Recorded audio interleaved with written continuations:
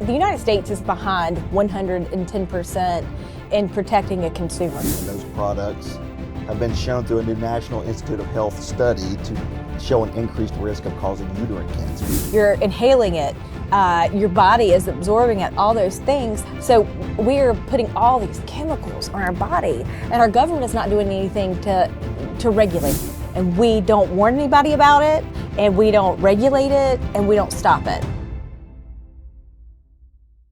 Thanks for watching the Carolina Justice Report today. I'm Rainey Romero with the Lovely Law Firm. Stick with us. We're talking all about the emerging litigation with hair relaxers and straighteners.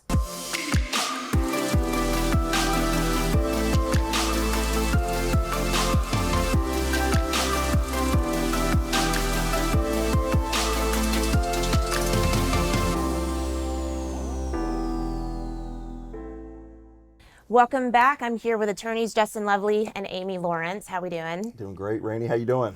I'm good. I'm interested to hear all about this with the hair straighteners and relaxers because this affects a lot of women. Yeah. So this is something new that's just popped up, right? Yeah, there's a lawsuit that's just been filed, and how ridiculous do we have to sit here? It's like every month we do something an episode. New, yeah. It's some women's issue, right? Mm-hmm. And it's another product. Mm-hmm. Well, this time it's L'Oreal's hair straighteners and hair relaxers, and those products have been shown through a new National Institute of Health study to show an increased risk of causing uterine cancer. Holy cow. So it's always like these products, it's something crazy. The uterine cancer is a very rare form of and cancer serious, for women. yeah. Yeah, and these products are used by hundreds of thousands, probably millions of women, with curly hair that they use, for beauty purposes or cosmetic purposes, mm-hmm. just to relax and straighten their hair. Mm-hmm. And predominantly it's women of color. Sure. Right? I mean, when we think of hair relaxers and straighteners, it's predominantly people of color, and these companies just don't care. Well, and we're talking straighteners like chemical straighteners, not like not the machine, the hot iron straightener. Yeah, we're talking about you go to the hair salon, they put the chemical on, and they're constantly brushing your hair out straight, to get that curl out. Mm-hmm. And this is just the L'Oreal brand that we know of right now. Well, so the study came out by the National Institute of Health, and they're saying, hey, there's an increased risk due to the chemicals in these products, and mm-hmm. the chemicals that they're looking at are called phthalates, Phalates, mm-hmm. and so it's a whole new study about these are causing increased health conditions for women. But there's been a lawsuit filed in U.S. District Court in the Northern District of Illinois by the Crump firm, and he's suing L'Oreal.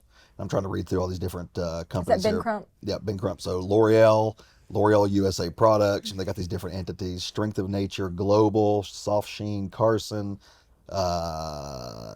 DeBoer International, DeBoer USA, and Namaste Laboratories. And so essentially, if women who use these, they have prolonged exposure, because if you have curly hair, if your the curl gets back, you're gonna do it again next week. Well, sure. Yeah, women.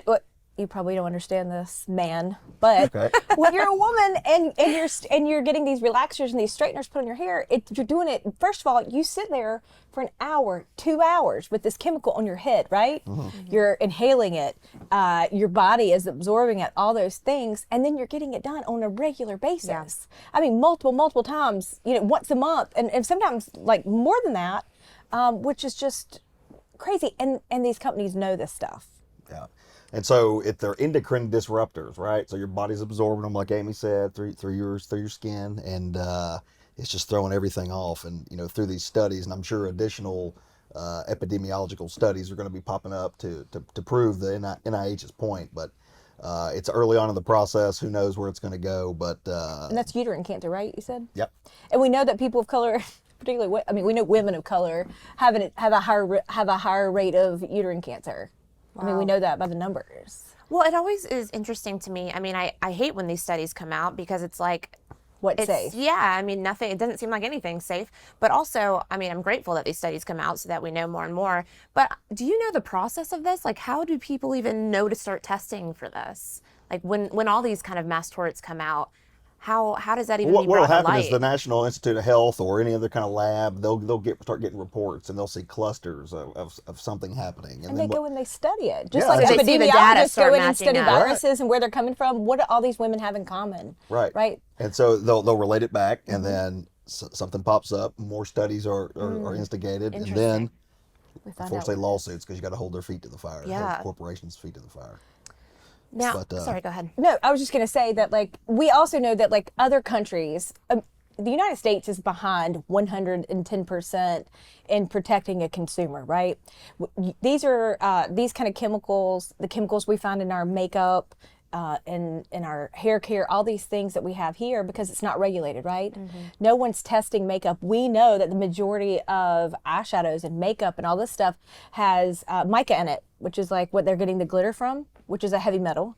We know that it has talc. Well, if the Johnson & Johnson and baby powder litigation hasn't taught us anything, is that talc has asbestos in it. So we're putting all these chemicals on our body, and our government is not doing anything to regulate it, right? Well, we already assume it's safe, because it can't be on the shelf if it's not already safe. Right. We assume that the government is doing those things, and it's not. But where we do see the government doing that is in European countries. Like, there are things in our food, in our everyday things that we're using, whether it's deodorant or whatever, that we know causes cancer, and we don't warn anybody about it, and we don't regulate it, and we don't stop it. And we wonder why America has a higher rate of cancer than other countries. This is why. Because we're not making sure that those companies, because this is the deal. These big corporations, the L'Oreals, the Namastes, whatever those are, their only goal and job and duty is to their shareholder, right? And this is why when people say it's profits over people, this is what they mean. This is the exact moment of it. We never thought in a million years that Johnson & Johnson would have had formaldehyde in its baby shampoo, right? Or talc, asbestos, in their baby powder. So, but we've learned that no one can be trusted. And so when we have companies that are continuously, ones that we have trusted for year after year after year, for decades, our whole life. I mean, I would have never in a million years thought I couldn't put something on my baby from Johnson & Johnson. And now I know differently. I will not buy anything from Johnson & Johnson anymore. Because we had a client that died, from using talc products from that company. And they knew, and they didn't do anything to stop it. Matter of fact, they hid it. They lied about it. And that's the part I just can't wrap my mind around, is like, why are we all not trying to, like, do our best and do the right thing? Yeah. And they're not. So what we have to do is we have to protect ourselves. And the best way you can do that is, and I do this for our family. Matter of fact, I was just buying sunblock for our kids for this weekend. We have a football game, if we have any sunshine. And we're going to go to Disney, so I'm thinking I need to get some new sunblock. And I have this app on my phone. It's called Yuka, Y-U-K-A, and there's apps like this all over, iPhones. But or app stores. And what I really like about this is that the people who own this app have no skin in the game. I think it's a nonprofit as well. So and it's not backed by any big pharma or anything like that. And they tell you if the product is healthy or not. And it gives it a rating of 0 out of 100. It'll say bad. It'll say good. It'll say, best. It'll be amazing. And I was doing the sunblocks today because the one that I normally have looked up before wasn't there on the shelf. And, like, even under, like, the same brand, let's say Beach Bum, right, that I buy for my kids, because there's just one mineral that's really good, I started scanning. Some of them are good, right? Some of them have these chemicals that we know are known carcinogens. And carcinogen is something that causes cancer. And Lord knows we've got enough things in our environment and our air and everything else. I don't want my babies to have to worry about, cancer in another way.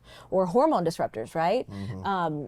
We wonder why little girls are starting their periods now at 9, 10 years old, and this is what plays into it. So we have to demand more out of our government, right? To say that these things are not okay, that we're not going to continually expose our public to these kind of chemicals and stuff. But until they do all those things, we've got to look after ourselves, and people like Justin and I, and Ben Crump, who we just adore and respect so much. We've had dinner with him before. We keep fighting the good fight until something changes, right? Yeah. And these chemicals are bioaccumulative. And so what that means is you get a little bit when you're a little kid, you put a little bit more when you're a young adult, you put a little bit more when you're a woman. Well, next thing you know, you're in your 50s and 60s and you got cancer. Because gradually, over time, you're exposed to more and more. Stays in your system? Right. Wow. And so it's just messed up, nasty stuff. I mean, like, a great example of that is women who were exposed to talc, right? The asbestos in talc. You can see it on an x-ray. They're ovarian cancer, right?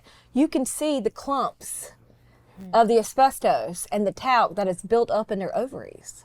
It's crystallized as it's migrated through crazy. that. So, and it's messed up. Scary. Very scary. Now, when But if these are, not to cut you off, but if these No, are you're happening in, this is the early case in Illinois, but if it's happening in Illinois, it's probably happening in South Carolina. so this too. is just in Illinois right now. Right now, yeah, litigation. but I mean, this is going to blow up and be everywhere. So Yeah. we're investigating those cases, and if it's happening in South Carolina, reach out. It's going to be a long process, but we'll see if it'll turn into a viable, state action. Do we know kind of like the cutoff for this yet? It's too early right now. Okay. We're still investigating it here in our office. I can tell you the products to look out for that we think it's exposed to now. And that's Motions, Dark and Lovely, olive oil relaxer, and then Organic Root Stimulator brands by L'Oreal. So Did that just piss you or off? though? products. Like, Yeah. like when I hear him list that, it makes me so angry because they've named their thing like it's organic, Olive right? oil, yeah. Olive oil and organic to make you feel like you're getting a safe product, which is why you have to do your own homework, why you have to get that app or any app that will tell you those kind of chemicals and stuff because you deserve better and your family deserves better. Yeah. Yeah. Scary stuff. It is scary, and as you said, I mean, it's still developing and stuff. But I'm curious / worried as this kind of unfolds and more research comes out about if this is going to go into like hair dyes and stuff like that as well for L'Oreal. So It very well could be, and that's a lot of times we see this. One case will pop up because one lawyer has the courage to bring a case, and so he's bringing this one in Illinois, and through discovery, the discovery process is when we trade information with the defense, right? And so when we do depositions, and through that discovery process, the deposition process, documents are revealed that can prove knowledge, like Amy said. Inter-office memos from like Memos, the 1960s yeah, where they've that tested this say internally. hide it, And don't that- count it unless it's this right. amount. I mean, how many times have we seen that? It's several times in our practice. So to answer your question, I would not be surprised if this doesn't spread to other products for sure. yeah. Well, very scary. Very I mean, scary. L'Oreal is a huge brand. Lots and lots and lots of people use it. So, I mean, it's good that this is coming out so that we're more aware, but I'm worried how many people this is going to affect as we move forward. So I know we're in the early stages again, but what can we expect as this is moving along? What's the process for this? Well, they just filed their lawsuit, I think, 2 weeks ago. So, of course, all these defendants that I named, they're going to file their answer. They're going to start litigating the case. And then, we're part of different litigation groups around the country, and we'll get together and we'll give a future update as this litigation progresses, on the Justice Report. Right. Okay. For now, though, if any of those that I mentioned, I would stop using them. Yeah. Try to if you know any of your loved ones that are using them, tell them to stop using them. If they are using them, should they be like checked in any way, or is it You can like... do blood work and see if you've got phthalates in your blood. Okay. Definitely. And also talk to your OBGYN, right? Yeah. You need to say, I've been exposed for a period of time to something that we know that is a known carcinogen and that is giving uterine. There's an increased risk of uterine cancer that we need to be, extra careful. Yeah. And super on top of it. Right. Because there's all kinds of, like with uterine cancer, a lot of people don't realize this, but there's a tumor marker that a blood test that they can give you that'll help identify uterine cancer if you're not seeing And just it. as any cancer, early detection is Right. the key, right? The earlier the better. And of course, us spreading the word and getting this word out, if it saves one life, we did a good job. Absolutely. So. Very scary. Anything else on this? That's all for now. topic? We'll have to give an update on this. This is so early in the game. Right. But it's good to get that knowledge out, as soon as we can. Thank you both for the information. Thank you guys for watching. Carolina Justice Reports drop every Tuesday at 2 p.m. We'd love to hear from you. Drop us a comment in the section and ask us any questions, and we'll be happy to answer those for you. We are everywhere that you consume media: Twitter, Instagram, Facebook. You can find us online at justiceslovely.com. Thank you so much for watching today. We'll see you next time. When life gets ugly, justice